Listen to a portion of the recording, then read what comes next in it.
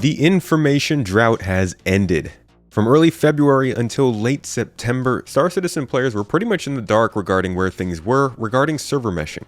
While we understood next steps, there was almost zero mention from the studio of when they'd happen. With the surprise launch of 3.21 in the PTU, that's all changed, and a roadmap update has now confirmed the separation of the replication layer from the game's servers is currently underway.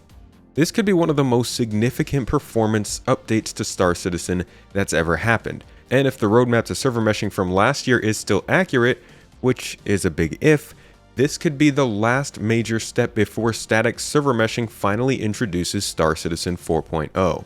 Here's a full summary of what the current plan is to get to server meshing, and make sure to keep an eye out for that secret code that'll get you more entries into our current ship giveaway. More details at the end.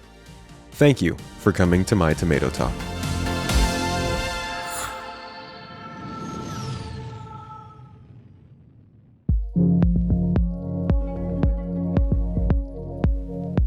To understand the entire reasoning behind 3.21 and what's currently going on with Star Citizen, let's take a look at server meshing, the replication layer, and the DGS.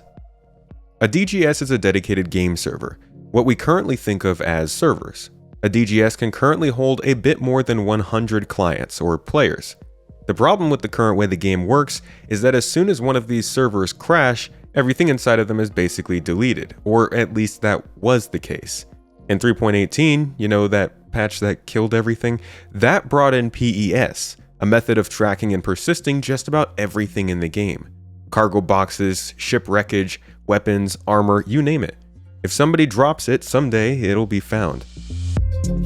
So we figured out the problem of losing everything when a server crashes, but server crashes still mean the game is interrupted for players.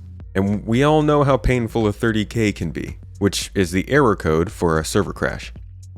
Now, the basic idea behind server meshing is to allow multiple servers, or DGSs, to cover a single game instance. The greatest challenge presented in doing this, then, would be to make sure all of that data that needs to persist items in every part of the game across thousands of players' perspectives on planets and moons floating around in space can be synced in real time across the world for any number of servers. What they're trying to do is kind of insane.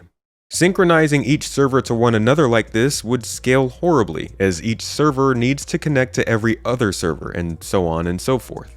This is where the replication layer comes in, bringing us to the current effort going into Alpha 3.21. The replication layer is a separation of the clients and the data from the servers running the game, but it keeps the data cached in memory and synchronized between them in real time. This creates a sort of one true timeline for the game universe that always runs in the background no matter what.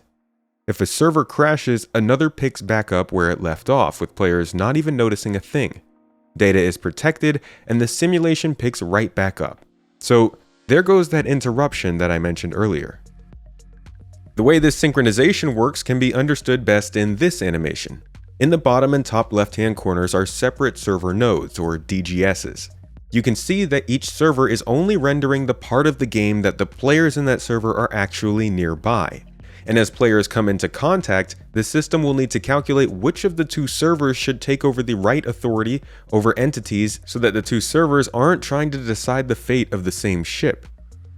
You can see then that anything that happens in each player's server, whether it be a dogfight, a ship explosion, asteroid mine, cargo scattered throughout space, etc., will be synchronized with the replication layer in real time and distributed out to the other servers to make sure that any player on any server in that very instance or shard is seeing and experiencing the exact same thing. The first step after PES, which we saw in 3.18, outside of hardening PES, is separation of the replication layer from the DGS, which separates the data from the simulation itself. The time it took to get our next update on this going forward seems to imply PES was much more difficult to rein in over the last several months, delaying their ability to focus on the replication layer, which at the time of writing is planned to be separated in an upcoming 3.21.1 PTU patch, while the regular 3.21 patch goes live around CitizenCon with a couple extra features in it. Let's take a look at Star Citizen 3.21 and what the game plan is for Star Citizen over the next 3 months.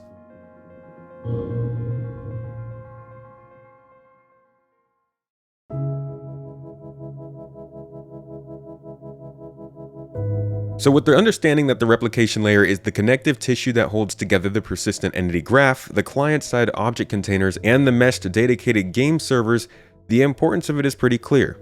The complexity of it equally so. This is why for 3.21 the update process will be a little bit different. If you followed Star Citizen long enough, you know the PTU is the test version of the servers that generally runs anywhere from 1 to 3 months in various forms of restrictions based on the health of the servers. Most of this time is spent gated to test very specific things without losing stability and managing server load, but the last week or so is usually open for any member to join. And if you followed Star Citizen for any more than 10 months, then you probably also know that Star Citizen 3.18 was a mess on launch due to major technological changes. That'd be this part up here. We know CIG knows this per their recent post-mortem on the update that reads, and I quote, "To say that we were surprised by the depth of chaos from the PES launch would be an understatement." So even though we all reeled in surprise at the release of 3.21 to the PTU so quickly, it makes sense when you consider they don't want a new technological codebase to launch like 3.18 did. A new codebase is what defines a truly major patch, generally accompanied by some major piece of tech. It means a lot of core engine glitches and problems can be remedied. 3.19 did not have a new codebase, which is why it contained many of 3.18's problems. 3.20 did, which is why we saw changes to actual low-level systems like Arena Commander. You can learn more about this update process in my video last year looking at progress wipes in Star Citizen, and my recent video that explains why 3.18 was such a crazy update and how the update cycle will likely continue as expected. I might be biased, but both of them I think are pretty solid. I'll leave them below. But 3.21 is going straight to the PTU cycle immediately after the previous patch went live. It's doing this with a new codebase because it is meant to begin the testing of the new major tech change we've been talking about this whole time, the separation of the replication layer. And in order to test it more adequately and completely than what led to the chaotic launch of persistent entity streaming, the entire PTU cycle is open. This means a likely multiple months of open PTU testing compared to just 1 month of 3.18, and likely more chances to catch errors and incentivize large-scale testing. This will take place on a 3.21 PTU patch until CitizenCon time when we switch over to a 3.21.x PTU patch in which the actual replication layer testing will begin. With this change, hopefully the overall health of the game will increase without any truly noticeable shakeups to the wider community. While that is hopeful, it's good to see moves in that direction.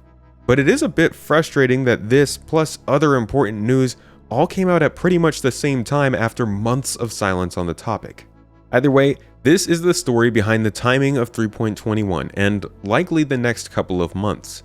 All ships like the SRV, Spirits, and Storm from the 3.20 branch of updates in my video from a couple weeks ago will now be in 3.21 branch, as well as the Tractor Beam feature updates, Crusader platform FPS missions, data heist missions, retrieve consignment missions, steal evidence missions, and apparently the area is meant to house jump points when server meshing is functional.